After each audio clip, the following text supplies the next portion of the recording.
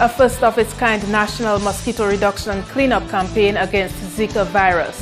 10 feeder roads selected to be repaired under BAM program. And head of French organization clears the air on the status of over $250,000 EC for storm-damaged schools. I am Idona John-Baptist with the Channel 5 News. Details after this.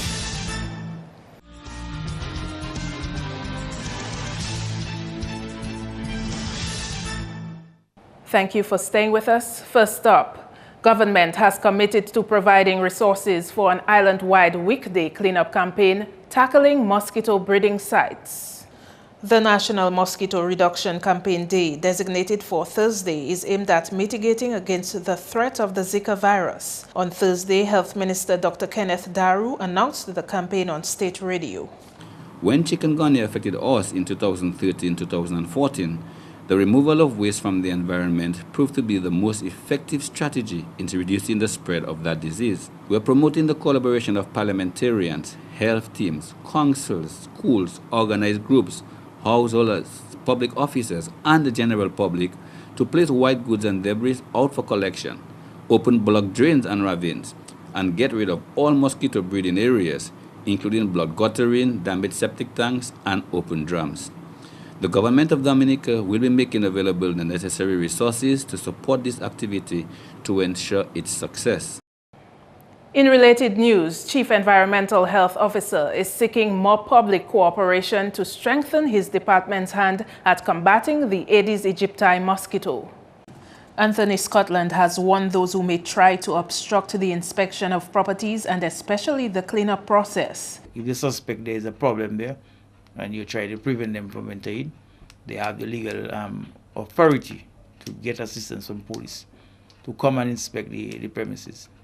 If the person still gives up a resistance, what can be the penalty for somebody who... Well, if you obstructing, there is the penalty. But if the matter is taken to court, you could be fined and confined. He says Thursday's activity will require support from not just adults. So secondary schools are being the first.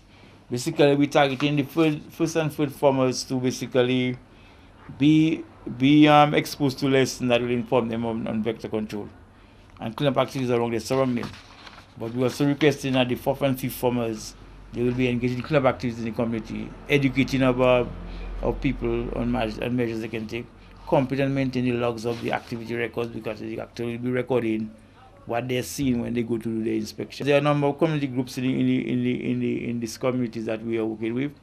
Basically, that they will be liaising with the health team and the other stakeholders within the community to see how they can bring the bulky waste to the roadside and also assist in cleanup activities. Scotland says they will also be directing their efforts at farmers. The farmers sometimes they have a lot of jumps stored on their fields and they are really proximity to communities. And as you know, Aedes aegypti can fly within a 50-yard radius up to 100-yard radius when it is circulating for blood. So it's important that the farmers manage their containers and put out all debris they have on their farms for collection. In other news, former Prime Minister Patrick John, who has been in poor health for the past 2 months and seeking treatment in Martinique, has returned to the island. More in this report.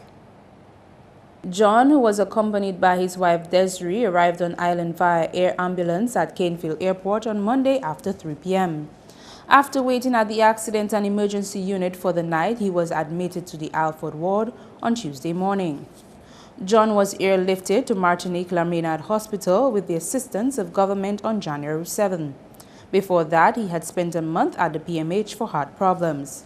He was readmitted 5 days after being discharged. In other major developments, over $8 million has been allocated for the rehabilitation of feeder roads under the Banana Accompanying Measures BAM through the National Authorizing Office. Lurian Graham Carter has that story. On Monday, the NAO released the names of 10 feeder roads that were selected to be rehabilitated under the BAM program. The Ministries of Public Works and Agriculture had identified 14 feeder roads that needed attention. However, 10 were prioritized. National Authorizing Officer Carlin Roberts announced on Channel 5 News the areas to benefit. based on current production and also potential for expansion. The Mango Gutter, Woodfordale Wesley, Fouéal River Sirik, Tigra 4 in Grand 4, Middle Ridge in Calibishi, Bois Bellevue in La Plaine, Montine in Capuchin, Syndicate, self-explanatory, Collyho Feeder Road, the Melville Hall Feeder Road, and the Mero Salisbury Road. The project will focus on road surfacing, drainage, and slope stabilization. Roberts says all contracts for tenders will be signed by May. Actually, today, there is a site visit for the Lot 1 of the feeder roads going on all now. Lot 1 is basically Syndicate and the Mero Salisbury Road. Then there will be tomorrow and Wednesday, there will also be the site visits for the 2 other lots, because we have to do the contracts in lots, basically based on size of contract and everything like that. So we have 3 lots tendered out, and so hopefully we'll be awarding 3 contracts by the May 2nd, 2016.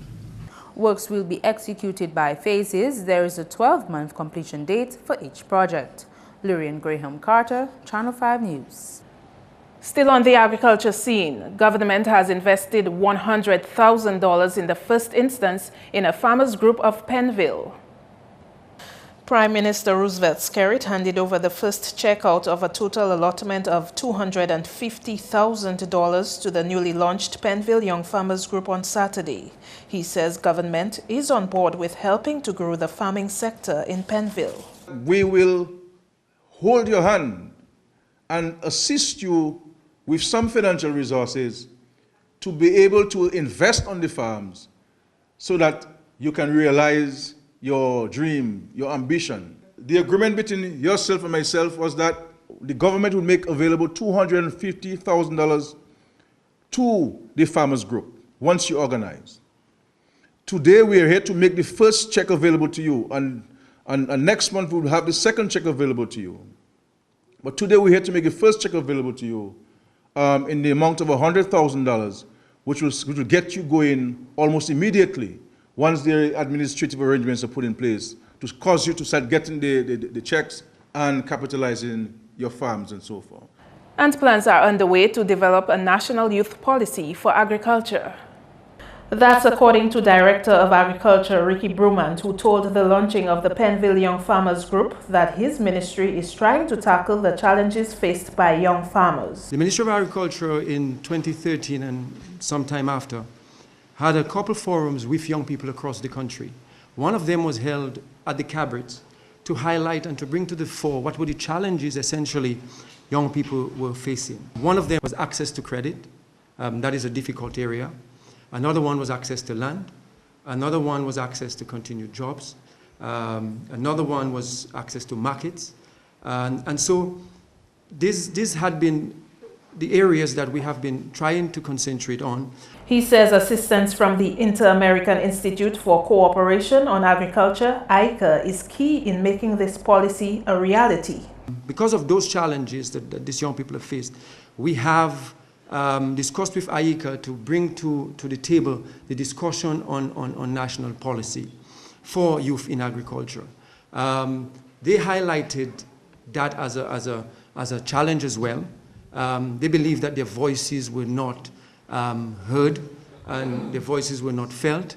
And so we have started with ICA to look towards developing a national youth policy in agriculture. Brumant says the Ministry of Agriculture is providing opportunities for young farmers based on projects started by government. And so we are pursuing very strategic crops and livestock interventions that young people, the Pennville Farmers Group, the Young Farmers Group, can participate in. If I mention some of those, we have bananas and plantains for sure, coffee, cocoa.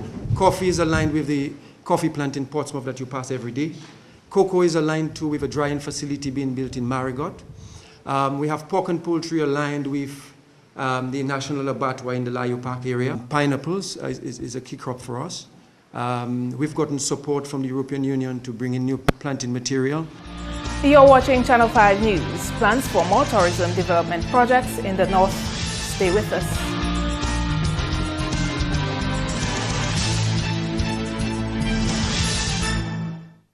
Welcome back.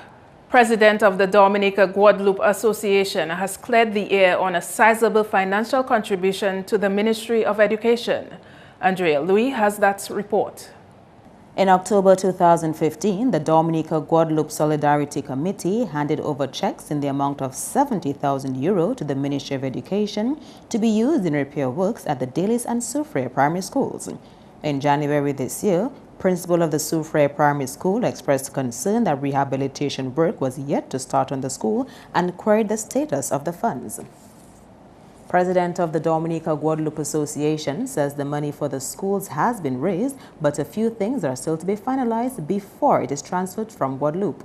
We are going to organize the funds to Dominica. Like what we did is that when we came to Dominica, as a delegate came to Dominica, with the €7,000, we identified two schools, the Daily School and the Soufriere School.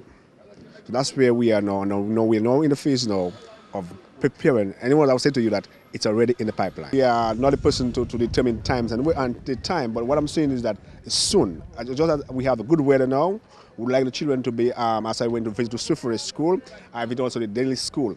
It's a matter of urgency, and we also realize that, so we are preparing as soon as possible. We work alongside the Ministry of Education. We have letters from them, we send letters to them, and I meet with them because we're doing everything in accord.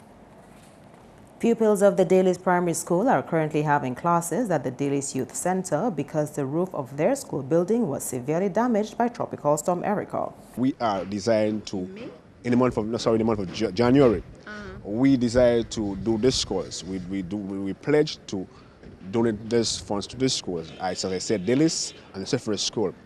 So the Soufriere School, as I went there, we could not go to Dalis, but I went to Dalis last week. And I saw the condition, which I could bring a better report to the organizers, to those who, because we want to do a fair game. We want to do what was that we want to have. We got good control about those who gave this funds too. So I brought in pictures, and they are on their way very soon to have the school being covered. And I'm saying to the children of Dalis, if you heard my voice, and Soufriere, we are there with you all, and I'm there to see that this fund they are going to the schools. The Solidarity team will do the Dalis school because it's a bigger project. But the Soufriere School will be done by the Dominican Guadalupe Association funds from our Dominican people living in Guadalupe. Head of the Police Service Association has added his voice to condemn two recent assaults on his colleagues, asking the public not to lose respect for police officers. Efforts continue to have Police Constable Wilberton Jules airlifted for further medical care in Martinique, while another officer, Patrickson Esprit, is recovering from injuries. Their conditions are stable. One is still admitted at the Alford ward of the Princess Margaret Hospital, and the other one is on sick leave, nursing his injuries at home.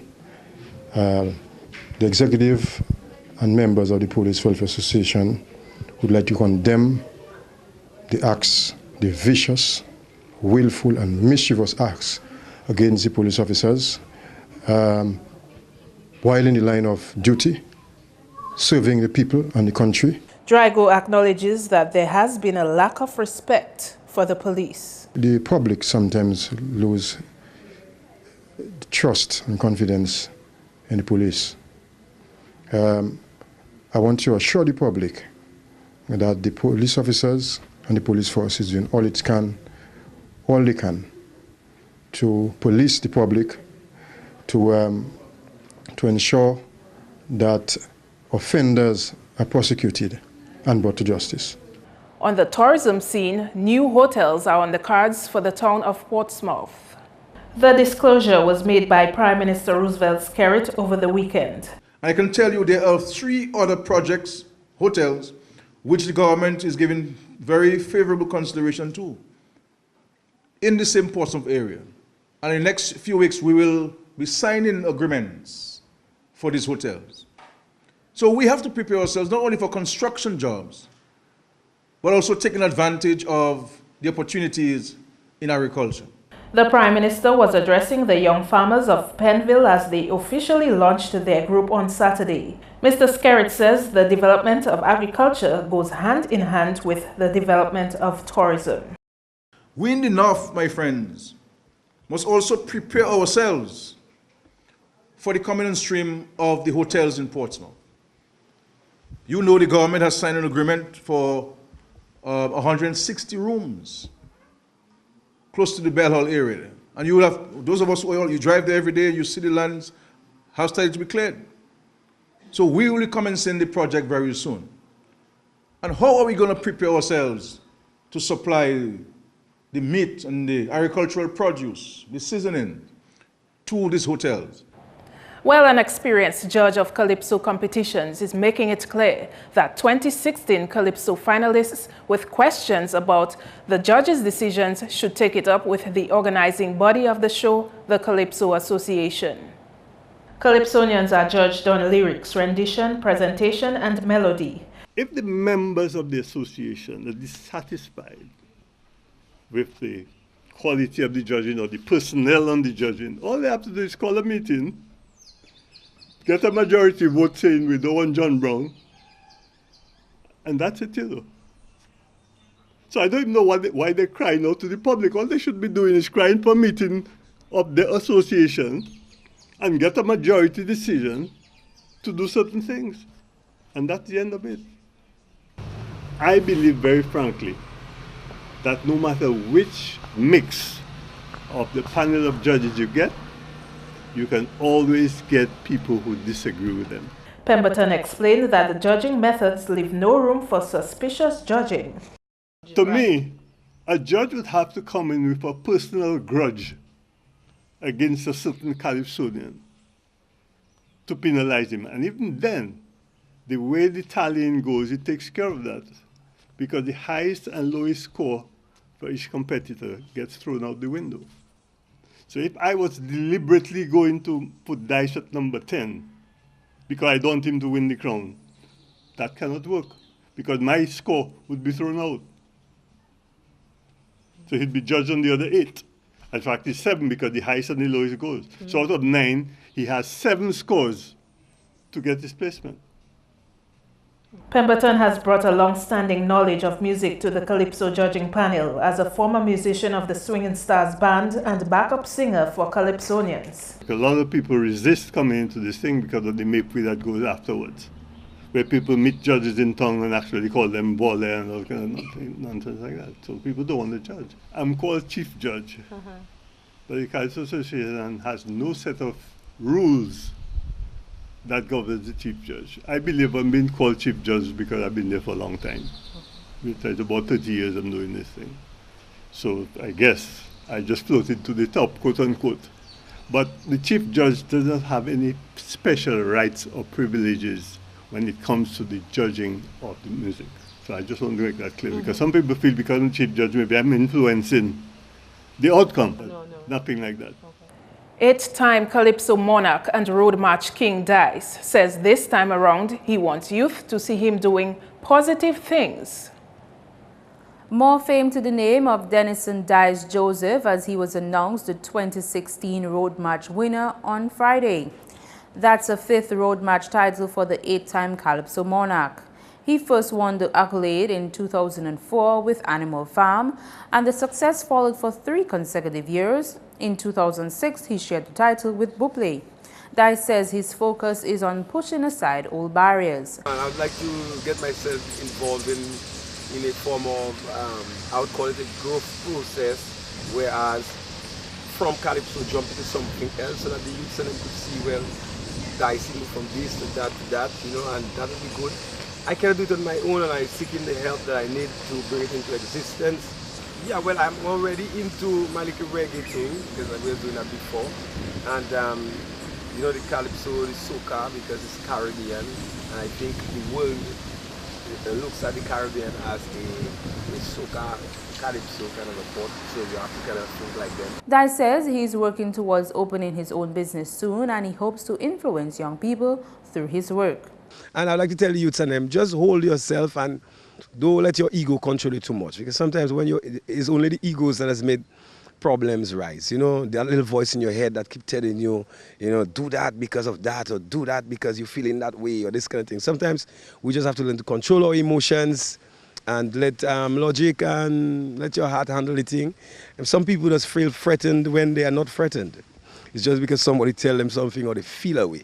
You have to learn how to control your inside. The performer also responding to the call for some members of the public to give other Calypsonians a chance to win Calypso Monarch. I always say let your carnival handle your Calypso and let it be. I mean, people will always say what they have to say. You know, people will like, people will not like, you know, but it's Calypso, man. And it's the people that just win the crown, not me. When you see the people rise for who they love, that means the thing happening still, you know, and I doing it right for them still. So we continuing to love it and do it, you know, and as long as the people want it, I'll give it to them, you know, and the critics, those that might not be happy, you know, one day I'll make you happy. There that. Meantime, while the Dominica Calypso Association has no organized system to determine a road march winner, it is not thinking of changing its methods anytime soon. The Calypso, which is played the most during the two-day street jump-up in Roseau and other village carnivals, is judged the road march champion. As you know, Dominica not only having carnival in Roseau, but it has carnival in Senjo, in Salisbury, in Portsmouth, Granby, Maho. So it's a collection of all the different areas across the country. How do you determine how many times a song is played in these villages? What we do is that we make contact with different people from the village who organize the carnival in the different areas. And we don't normally get a figure to say, for example, Trinidad has a system that they have developed where they count in all the amount of times that the song played. So they can tell you, okay, for example, at the end of the festival, that song played 50 times.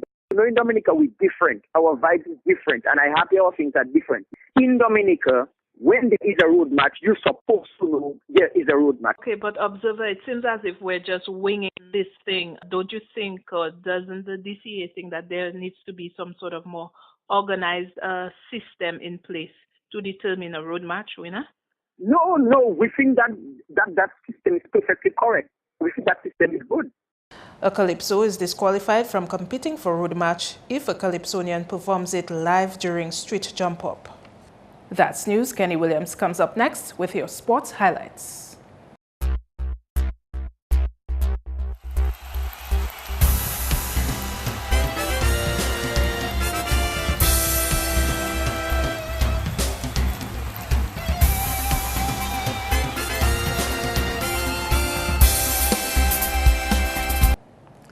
Hello everyone, and thanks for joining us. Five-time throwing record holder and national athlete Dylan Simmons says he hopes to join in the ranks of the prospective athletes looking to gain selection for 2016 Olympics. Simmons recently returned to Dominica after completing his studies at the University of Maryland Eastern Shore. I am looking to qualify, and hopefully, I could get some assistance or keep getting assistance, from whoever, the Olympic Committee, the Athletic Association. So as long as I can get that, I'll try my best to qualify. He says his performance leading up to Rio 2016 has brought him closer to the qualifying standards, and he hopes to go to qualifying meets soon. This year I decided to focus solely on the shot put. I think that's my best chance of qualifying for the Olympics. I'm about 72 centimeters away from the standard, and judging from my progress throughout the 4 years, if I keep things the way it is right now and I keep training, I keep fit and healthy, then I should be on course to reaching that standard. I'm hoping to, compete at various meets across the Caribbean, maybe in America. It all depends on the amount of funding I get. In basketball, defending champions Dominica State College handed down an 85-54 pounding to Pierre Charles Secondary in Monday's edition of the Under-20 Basketball Championships. Edmund Williams had 26 points, 12 rebounds and 3 steals. Jay-Z Bellot, 23 points, 3 rebounds and 7 steals. And Nathan Sebastian had 8 points and 16 rebounds. Scoring for Pierre Charles Secondary was Shaquan John Baptist with 26 points and 7 rebounds and 6 steals. The games continue at the ICSS Hard Court Wednesday between Isaiah Thomas Secondary and Northeast Comprehensive. On to volleyball now. Dominica Grammar School and Isaiah Thomas Secondary boys played 3-0 where ITSS won that match. The scores 25-1, 25-11 and 25-18.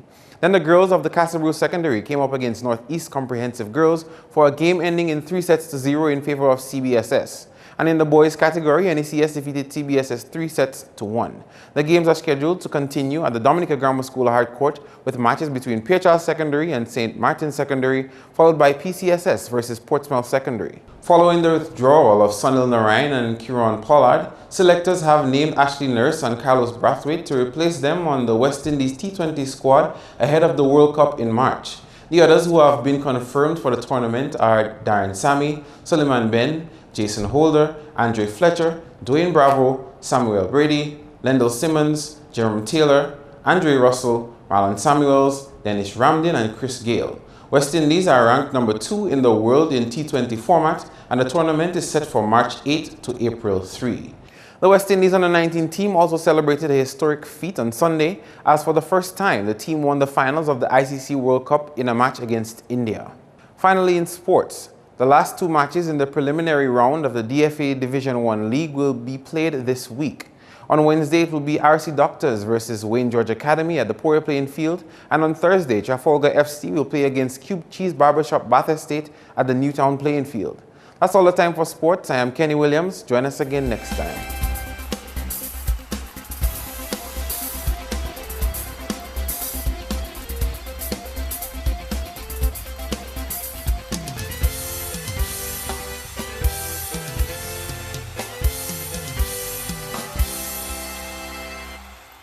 The weather report is next. Good evening, Dominic, and welcome to tonight's weather broadcast. I'm your presenter, Marshall Alexander. We begin by taking a look at earlier infrared satellite imagery and what it showed. A few low-level clouds which moved across the island today, and this resulted in generally fair skies across Dominica. Now, taking a look at earlier visible satellite imagery and what it showed. This area of cloudiness, which is associated with a low-level trough, is expected to move across the region during tonight. Now, taking a look at earlier radar imagery and what it indicates, the associated shower activity expected to move across the region during tonight. As a result, tonight's weather is expected to be partly cloudy to cloudy and breezy with some scattered showers. An improvement in conditions can be expected by tomorrow with winds coming from the east near 40 km per hour. Sea conditions are expected to be moderate in open water with waves peaking near 8 feet. Small craft operators and sea beavers, you're advised to exercise some caution. For the next 3 days, an increase in cloudiness and scattered showers can be expected by late Wednesday into Thursday, with conditions becoming cloudy to overcast with scattered showers, and an improvement in conditions expected as we move into Friday. Breezy conditions will continue throughout Wednesday and Thursday, with a reduction in wind speeds expected on Friday. For the rest of the Caribbean, fair to occasionally cloudy skies with scattered showers expected across the central and northern portion of the region, with partly cloudy to cloudy skies with scattered showers expected across the southern portion of the island chain. Our international cities forecast: partly cloudy skies can be expected in New York, Miami, and Caracas. Some rain expected in London, with clear skies expected in Beijing. Sunrise tomorrow will be at 6:29 a.m. and sunset at 6:10 p.m. For more information, you can call the weather hotline at 447-5555 or visit our website at weather.gov.dm. Thanks for viewing. Have a good night.